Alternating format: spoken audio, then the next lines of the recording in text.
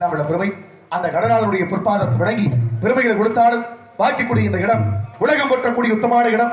தன்னையும் தானந்த பெருமையா உண்மையை வெற்றுடன் வெற்றெடுக்கும் அன்பறிவா என்னையும் எப்பொழுதும் நன்மைகளை அருள்வாய் இன்ன நன்றிலாது எவர் மீதனவா என்று எல்லா விட பெருமையை நிலைநாட்டக்கூடிய புண்ணியமான இடம். இடத்தை வைத்து மனிதனுக்கு பெருமையா அல்ல மனிதனால் அந்த இடத்துக்கு பெருமையா என்பதை ஆராய்ந்து பார்த்தால் எல்லா வல்ல தாயவள் தூயவள் பதவாடினால் மட்டுமே வாழ்க்கை வெற்றி பெறும் நோக்கத்தை கிடங்க. காசி விசலாட்சி, காஞ்சிபுரம் காமாட்சி, எம்பெருமாள் குடிகொண்ட மதுரையில் தாயவள் மீனாட்சி. அந்த மீனாட்சியின் பொற்பாதத்தை என்றும் மறவாத அடியனாக அவளது பொழுதத்தை என்றும் பெருமையோடு உணங்கட்டும் இந்த சிறப்பான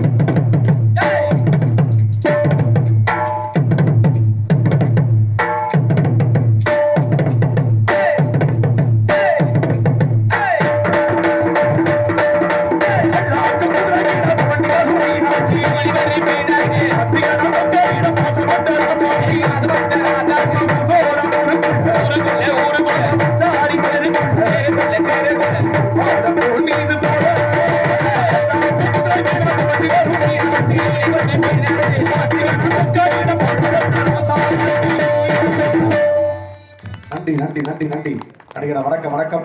கைத்தட்டி பெருமை சேர்ந்த நல்ல உள்ளங்களுக்கும் வணக்கம் வணக்கம். அதனாலே எல்லா பெருமையான இந்த உன்னதமான இடம் இடத்துடைய சிறப்பையும் ஆராய்ந்து நோக்கும் பொழுது ஏதோ ஒரு சத்தம் ஒன்று செவிக்கினிமையாக கேட்டுக்கொண்டே இருக்கின்றது. என்ன சத்தம் அது? அப்படிப்பட்ட ஒரு சத்தம் கேட்க முன்னால் எனக்கு தெரிந்து இப்படி ஒரு காலத்தை இந்த வட்டாரத்துல இதுவரைக்கும் காணோம். அப்படிப்பட்ட பெருமையான வழி நம்முடைய எத்தனை வழிகளை பார்த்திருக்கோம், எத்தனை வழிகளை பார்த்திருந்தாலும் எனக்கு தெரிஞ்சு இப்படி ஒரு வழியை நான் பார்த்ததே கிடையாது. இப்படி ஒரு வழியை நான் பார்த்ததே கிடையாது.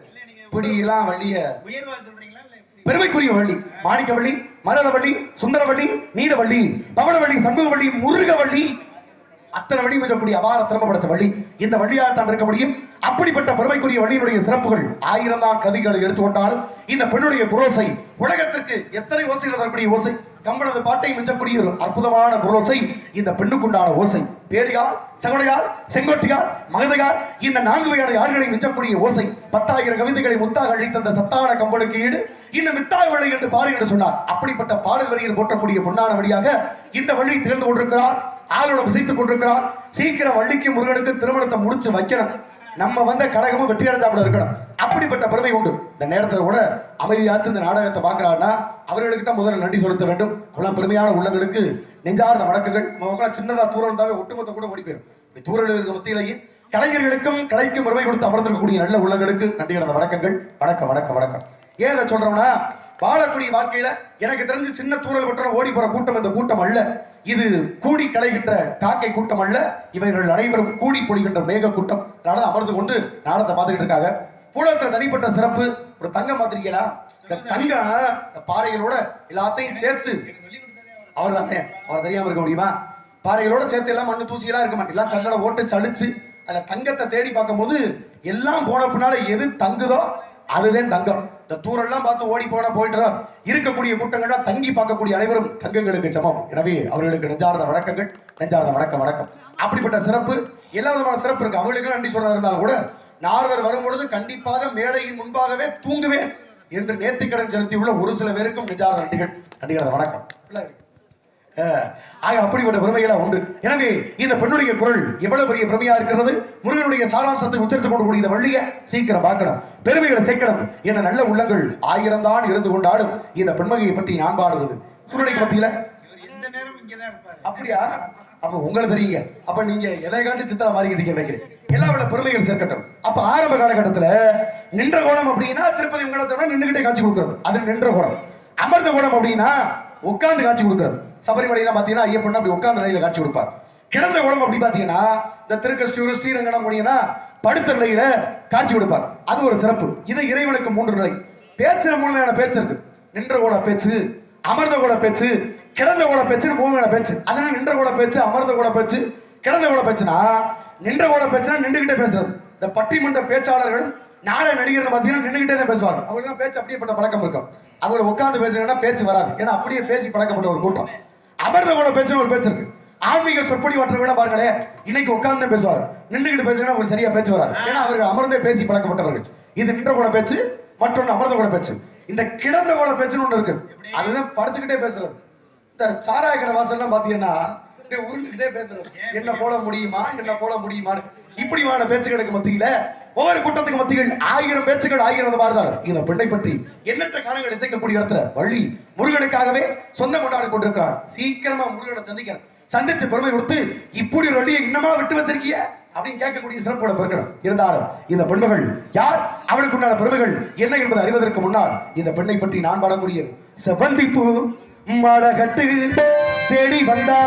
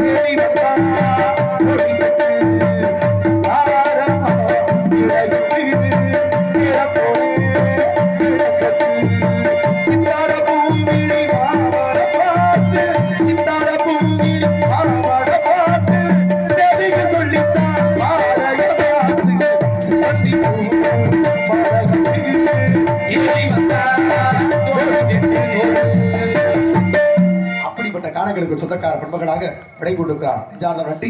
அப்படிப்பட்ட ஓசையும் புனிதமும் செத்துக் கொண்டிருந்தாலும் அருளாருக்கு அவ்வளவு இல்லை, பொருள் இல்லாருக்கு இவ்வளவு இல்லை.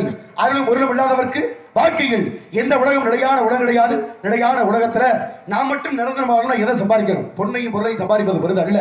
வாழக்கூடிய வாழ்க்கையில் நல்ல உள்ளப்படுத்த குணவான்களை சம்பாதிப்பதுதான் பெருமையான விஷயம். நாணயம் மனுஷனுக்கு அவசியமா இல்ல நான் நயம் மனிதனுக்கு அவசியமானா? நான் நயம் தெரியாத பல பேருக்கு நாணயமே வருது. ஆனா பல பேருக்கு நாணயம் வந்தப்பனா நான் நயம் கெட்டு போகுது.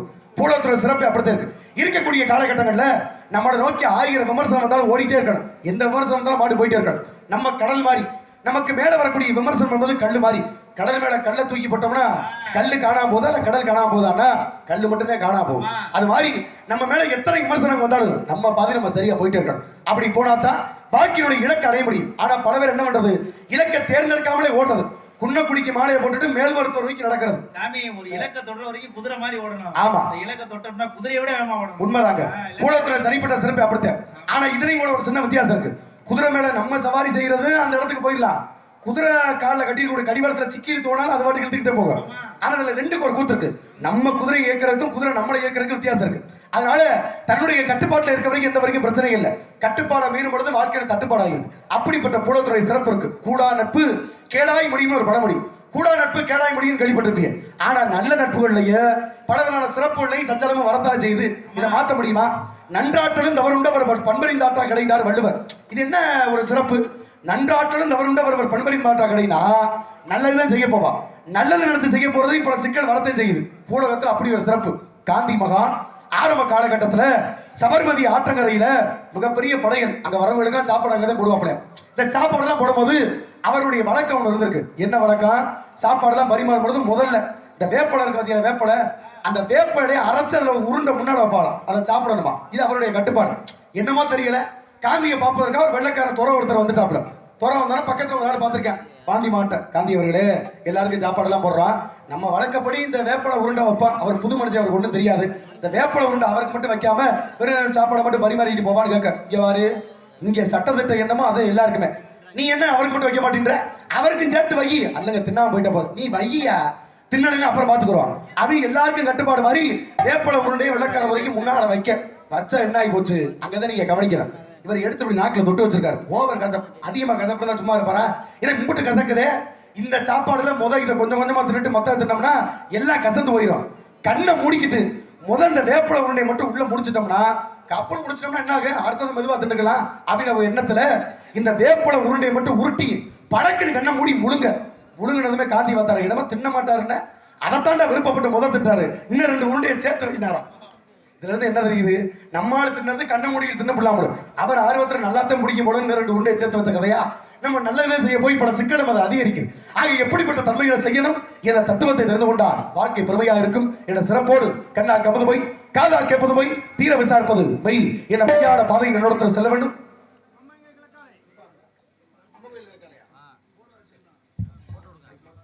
அம்மன் கோயில் கடக்காதே அன்னமயம்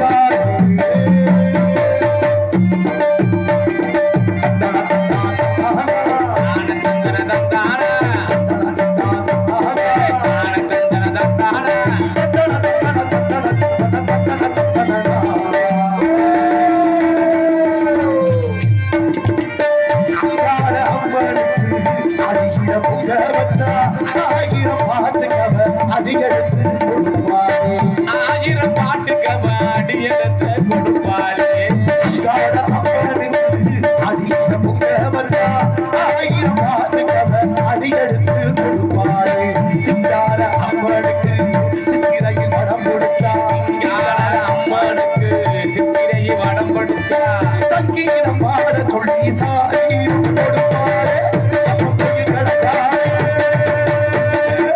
அன்னவயம் நிற்காரே